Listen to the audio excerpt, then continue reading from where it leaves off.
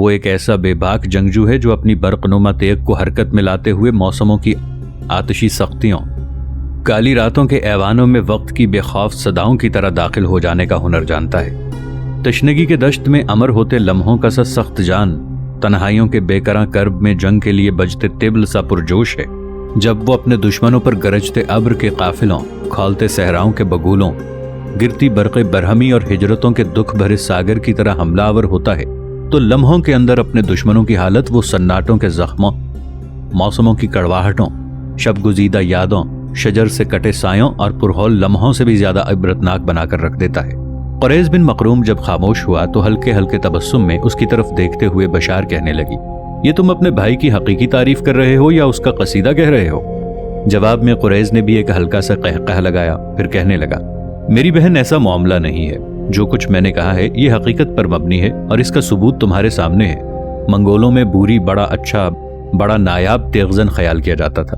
اس کا جب بھائی کے ساتھ مقابلہ ہوا تو اکثر لوگوں کا خیال تھا کہ چند لمحوں کے اندر بوری میرے نوعمر بھائی کو اپنے سامنے زیر اور مغلوب کر کے رکھ دے گا، لیکن میری بہن تو نے دیکھا میرا عزیز اور محترم بھائی کیسے لمحوں کے اندر حصار دشت کی وسعتوں میں صبر و ایثار کے مرحلوں، عظمتوں اور رفتوں کے فسوں، حکمت و دانش کے عروج اور غبار و خوف بھرے افق کی طرح بوری پر چھا گیا تھا، اور پھر اس نے اپنی تیغزنی میں اپنی مہارت اور اپنی برتری کو ثابت کرتے ہوئے بڑی تیزی کے ساتھ بوری کی حالت جاں بلب الفاظ اور منتشر معنی، وادی جاں کے کل، طائر روح کے گہرے سناٹوں میں ٹوٹی پھوٹی آوازوں اور کرچی کرچی صداؤں سے بھی زیادہ بدتر بنا کر رکھ دی تھی۔ اور پھر سب لوگوں کی طرح وقت کی آنکھ نے بھی دیکھا تھا کہ محترم کشلی خان نے میرے بھائی کو فاتح قرار دیا تھا۔ بوری کو یوں اپنے سامنے زیر کرنا اس بات کی نشانی ہے کہ میرا بھائی تیغزنی میں بھی بے مثال ہے۔ قریظ بن مقروم جب خاموش ہوا تو ہلکا سا قہقہہ لگاتے ہوئے اور اپنی بے پناہ خوشی اور آسودگی کا اظہار کرتے ہوئے بشار کہنے لگی، تمہیں کچھ کہنے کی ضرورت نہیں ہے، میں تسلیم کرتی ہوں کہ تمہارا بھائی ہر کام میں بے مثال اور بے عدیم ہے۔ بشار کے ان الفاظ کا جواب قریظ دینا ہی چاہتا تھا کہ پڑاؤ میں ایک شور اٹھا۔ اس پر قریظ فوراً پلٹا اور یورت سے نیچے پھلانگتے ہوئے کہنے لگا، شاید بھائی اپنے لشکر کے ساتھ لوٹ آیا ہے، میں اس کا استقبال کرتا ہوں۔ اس پر کسی قدر خدشات کا اظہار کرتے ہوئے بشار کہنے لگی، ابھی یورت میں میرا تھوڑا سا کام ہے، کیا تمہارے بھائی مجھے یورت میں دیکھ کر ناراض اور خفا تو نہیں ہوں گے؟ اس پر مسکراتے ہوئے قریظ نے کہا، نہیں، ہرگز نہیں، بھائی طبیعت کے بہت اچھے ہیں، اس میں شک نہیں کہ اپنی ماں اور اس کے بعد اپنے باپ کے یوں مرنے کے بعد وہ کسی قدر خاموش رہنے لگے ہیں، چپ کی ردا اوڑھ لی ہے، لیکن وہ بہت نرم دل ہیں۔ اس کے ساتھ ہی قریظ مڑا اور بھاگتے ہوئے ایک طرف چلا گیا تھا۔ بشار پھر پہلے کی طرح خریم اور قریظ کے یورت کی صفائی ستھرائی اور چیزوں کو قرینے سے رکھنے میں لگ گئی۔ ابھی کچھ زیادہ دیر نہ گزری کہ بشار یورت کے اندر ہی تھی۔ یورت کے سامنے خریم، بشار کا باپ کوچمان، قرغیزیوں کا سردار گوچلوک نمودار ہوئے۔ بشار کو خریم بن مقروم کے خیمے میں دیکھتے ہوئے کوچمان کے چہرے پر ہلکا سا تبسم بکھرا تھا۔ وہ بڑے انہماک اور بڑی خوشی کا اظہار کرتے ہوئے اپنی بیٹی کی طرف دیکھ رہا تھا۔ اس موقع پر خریم بن مقروم عجیب شش و پنج میں مبتلا تھا۔ قریظ نے اپنے بھائی خریم کو مخاطب کر کے کہنا شروع کیا، بھائی تھوڑی دیر پہلے ہی بشار ہمارے یورت کی صفائی کے لیے آئی ہے، اس وقت خیمے میں میں نہیں تھا، اس نے کام شروع کر دیا، میں نے منع بھی کیا کہ تم یہ کام مت کرو، تو الٹا اس نے مجھ سے سوال کر دیا کہ کیا میں اس قابل نہیں ہوں کہ اس یورت کی صفائی کروں؟ میں نے اسے کہا کہ ایسا نہیں ہے، بلکہ یہ یورت اس قابل نہیں ہے کہ وہ اس کی صفائی کرے، لیکن یہ ایسا کرنے پر بضد ہے۔ میں نے اسے منع کیا لیکن یہ منع نہیں ہوئی۔ قریظ جب خاموش ہوا تب اس کی طرف دیکھتے ہوئے بشار کا باپ کوچمان بول اٹھا، قریظ میرے بیٹے، تمہیں منع کرنے کی ضرورت ہی نہیں تھی۔ بچوں، دراصل بات یہ ہے کہ بشار اپنی مرضی اور اپنی رضامندی سے یہ کام کرنا چاہتی ہے۔ ایسا کرنے کے لیے اس نے باقاعدہ اپنی ماں سمنائی اور مجھ سے اجازت لے رکھی ہے، اور ہم دونوں میاں بیوی نے اسے ایسا کرنے کی اجازت دے رکھی ہے، لہٰذا میرے خیال میں تم دونوں بھائیوں کو اس سلسلے میں کوئی اعتراض نہیں کرنا چاہیے۔ ناظرین، آگے بڑھنے سے پہلے کامنٹ سیکشن میں ہمیں اپنی آراء سے ضرور آگاہ کیجیے گا کہ آپ کو ہماری یہ سیریز کیسی لگ رہی ہے۔ آئندہ آنے والی اقساط سے باخبر رہنے کے لیے ہمارے چینل کو سبسکرائب کر لیں اور ساتھ موجود بیل آئیکن کو ضرور کلک کر لیں۔ شکریہ۔ کوچمان لمحے بھر کے لیے رکا، پھر وہ اپنا سلسلہ کلام آگے بڑھاتے ہوئے دوبارہ کہہ رہا تھا، دراصل میری بیٹی بشار تم دونوں بھائیوں کے یورت کی صفائی اس بنا پر کرنا چاہتی ہے کہ وہ خریم کو اپنا محسن، اپنا مربی خیال کرتی ہے۔ اسی بنا پر اس نے اپنے ذمے یہ کام اپنی خوشی اور رضامندی سے لیا ہے، اور پھر سب لوگ جانتے ہیں کہ اگر خریم بوری کا مقابلہ نہ کرتا اور اسے مقابلے کے دوران زیر نہ کرتا تو بوری کسی بھی صورت میری بیٹی کا پیچھا چھوڑنے والا نہیں تھا۔ उसने तहिया कर रखा था कि हर सूरत में मेरी बेटी को अपने साथ सहराए गोबी में ले जाएगा, और मैं किसी सूरत ऐसा नहीं चाहता था। अगर बुरी जबरदस्ती ऐसा करना चाहता तब हमारे और उसके ताल्लुकात खराब होते, मेरे कबीले वाले उठ खड़े होते, खा उन्हें मंगोलों के हाथों नुकसान ही उठाना पड़ता। सो बुरी को अपने सामने जेर और मगलूब करके, खरीम मेरे बेटे, तुमने न सिर्फ ये कि मुझे और मेरी बेटी और मेरी बीवी तीनों को महफूज किया है, बल्कि हमारे पूरे बाशकीरी कबाइल को तुम मंगोलों के साथ टकरा जाने से बचाया है। और ये ऐसा एहसान है जिसे मैं ही नहीं, मेरी बीवी और बेटी तीनों जिंदगी भर फरामोश नहीं कर सकेंगे। लिहाजा अगर मेरी बेटी बशार तुम दोनों भाइयों के यूरत की सफाई सुथराई का काम सरंजाम देती है तो तुम दोनों पर कोई एहसान नहीं है, इसे ऐसा ही करना चाहिए। कोचमान की इस गुफ्तगू का जवाब खरीम बिन मकरूम देना ही चाहता था कि ऐन उसी लम्हे कोचमान की बीवी समनाई अपने यूरत से निकलकर उस तरफ आई। उसने रूसियों के खिलाफ फतहमंदी पर सबको मुबारकबाद दी।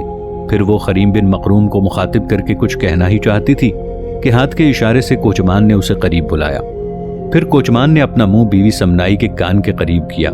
इसके साथ थोड़ी देर खुसर फुसर करता रहा। इसके जवाब में समनाई मुस्कुराती रही। फिर वो पीछे हटी। आवाज देकर उसने अपनी बेटी बशार को बुलाया। बशार खरीम बिन मकरूम के यूरत से निकली। हाथ के इशारे से समनाई ने उसे अपने साथ आने के लिए कहा। फिर दोनों माँ बेटी अपनी यूरत में दाखिल हो गईं। बाकी सब लोग वहीं खरीम बिन मकरूम के खैमे के सामने खड़े होकर बाहम गुफ्तगू करने लगे। समनाई और बशार दोनों माँ बेटी अपनी यूरत में बैठ गईं। कुछ देर खामोशी रही। इस दौरान बशार बड़े गौर से अपनी माँ समनाई की तरफ देखती रही, यहाँ तक कि समनाई ने बशार की तरफ देखा। फिर उसे मुखातिब करते हुए कह रही थी, बशार मेरी बेटी, मैं और तुम्हारा बाप एक इंतहाई अहम मामले का फैसला करना चाहते हैं, और इस सिलसिले में मेरी बेटी, मैं तुमसे मशवरा करने के लिए यहाँ लाई हूँ। बेटी, कभी कभी गलत फैसले जिंदगी के मरमरी प्याले में जहर घोल देते हैं, रग रग में पल पल की तारीकियां फैला देते हैं। बेटे, ये जिंदगी हादसात का दूसरा नाम है, और हादसे कभी कभी खा वो छोटे ही क्यों ना हो, दिल की फसील में बनने वाला प्यार का पहला दरवाजा भी बन सकते हैं, और दुख के कोहसारों की दहलीज पर दस्तक देते हुए नदामत के गहरे सुलगते अंधेरे भी फैला देते हैं। बेटे, इन सब अवामिल के बावजूद इंसान को अपने मुकद्दर के हुरूफ को रोशन रखने के लिए कोशिश और जिद्दोजहद भी करना पड़ती है। ऐसे लोग अपने मुखालिफों के जज्बों के रंगों को रूह की हलावतों के खूंखार अलमियों की तरह हरकत में आते हैं। ये खरीम बिन मकरूम उन जवानों में से है जो शिकस्त खुर्दा अना के जंगल में भी खड़े होकर अपनी तकदीर के हुरूफ को अपनी मुट्ठी में दबाकर सलामती के ख़याम की तरफ सरबुलंद होने का हुनर जानते हैं। जब तक समनाई बोलती रही, बशार धीरे धीरे मुस्कुराती रही।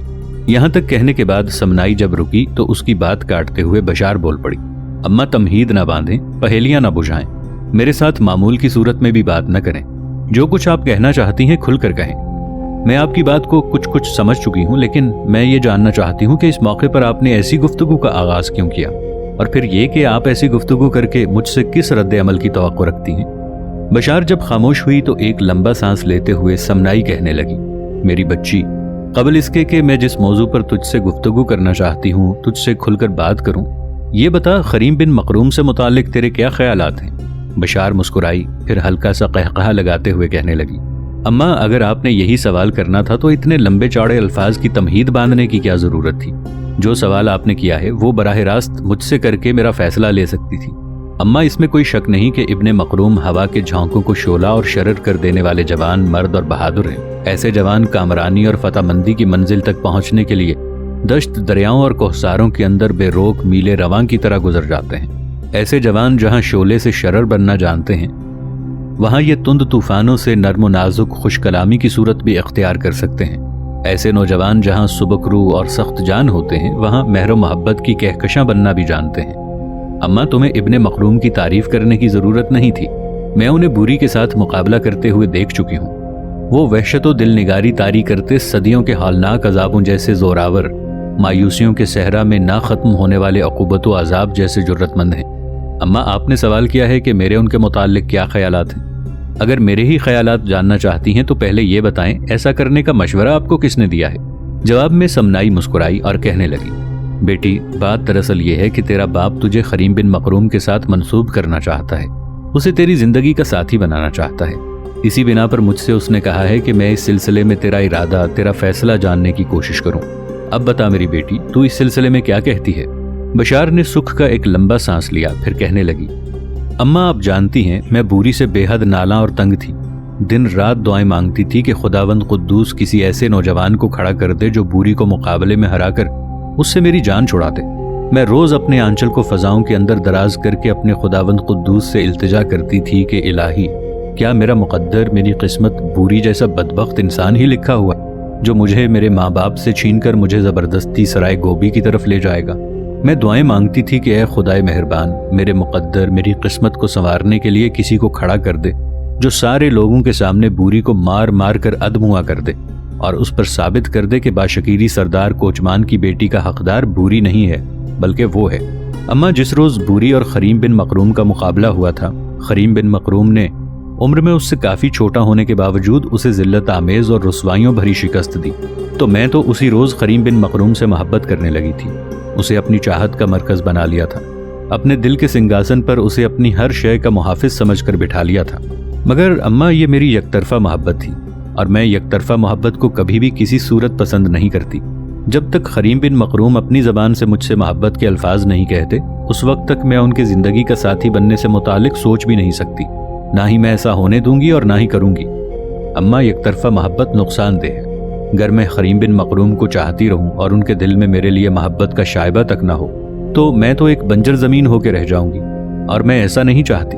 اماں یک طرفہ محبت کے تحت فیصلے کرتے ہوئے میں ایسا پیڑ نہیں بننا چاہتی جس میں پھول نہ ہو نہ پھل، ایسا پھول نہیں بننا چاہتی جس میں مہک نہ ہو، میں یک طرفہ محبت کر کے وہ موسم نہیں بننا چاہتی جو بہار سے محروم ہو، میں ایسی لڑکی نہیں بننا چاہتی جو اپنے شوہر کے ساتھ رہتے ہوئے بھی تغیر و انقلاب سے بے مہر ہو۔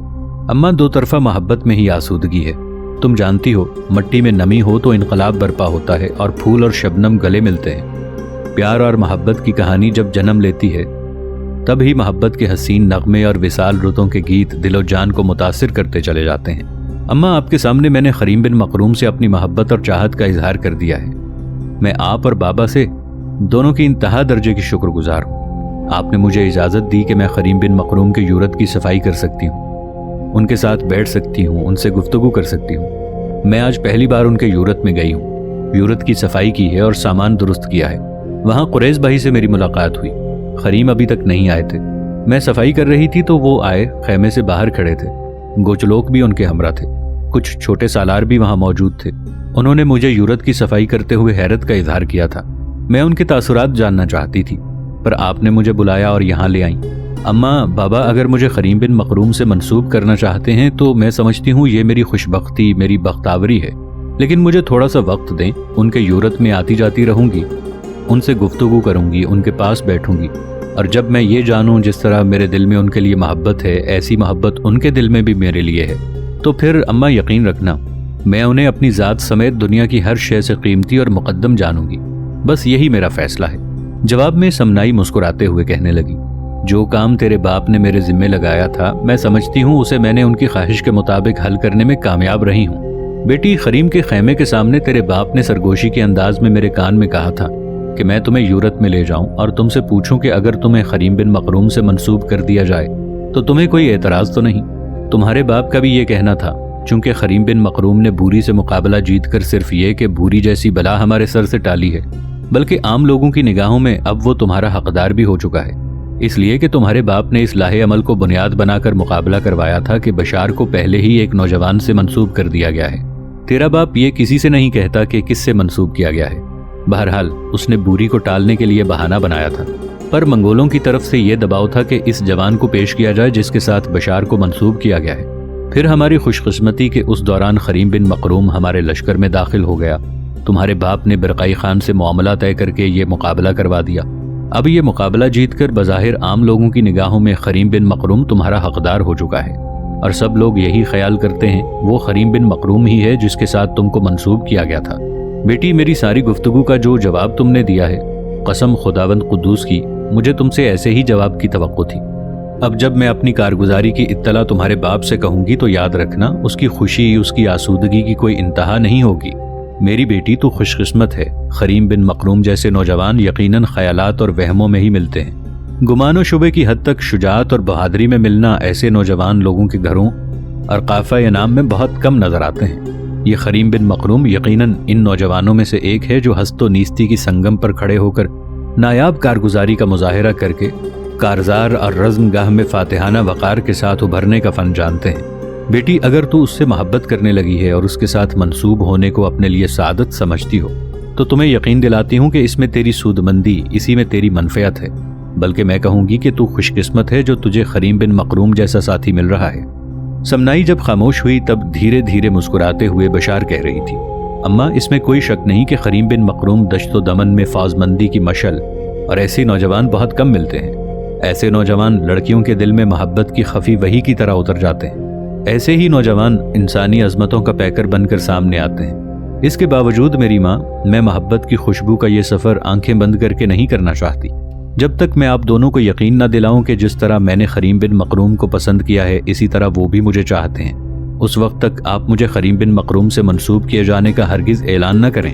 سمنائی اپنی جگہ پر اٹھ کھڑی ہوئی اور مسکراتے ہوئے کہنے لگی، میری بچی، تو یہیں رہ، تیرے باپ کی طرف جاتی ہوں، اسے یہ خبر سناتی ہوں کہ میری بیٹی بشار بے شک خریم بن مقروم کو پسند کرتی ہے، لیکن فی الحال وہ خریم بن مقروم کے ساتھ منسوب ہونا اس وقت تک پسند نہیں کرے گی جب تک خریم بن مقروم کی طرف سے بھی اسے محبت کا اشارہ نہیں ملتا۔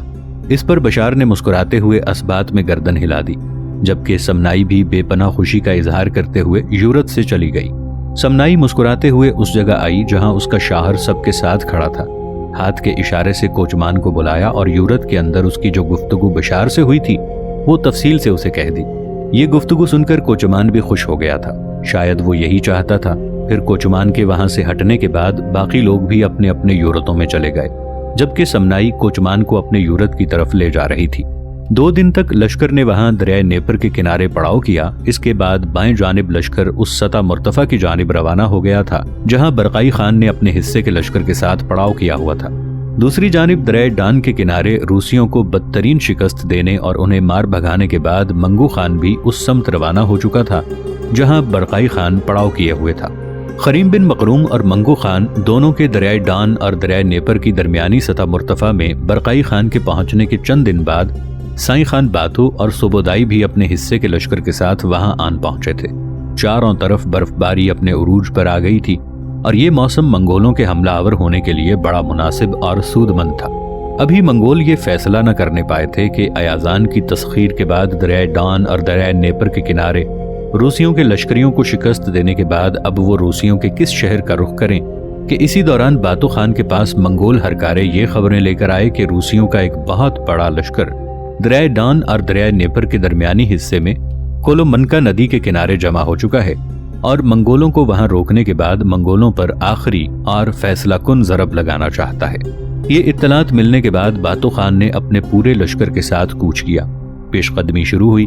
اب منگولوں کا رخ کولومنکا نام کی اس ندی کی طرف تھا جس کے کنارے روسی منگولوں سے جنگ کرنے کے لیے تیاری کر چکے تھے۔ بڑی تیزی کے ساتھ پیش قدمی کرتے ہوئے منگول کولومنکا ندی کے کنارے پہنچے اور روسی لشکر کے سامنے انہوں نے پڑاؤ کر لیا۔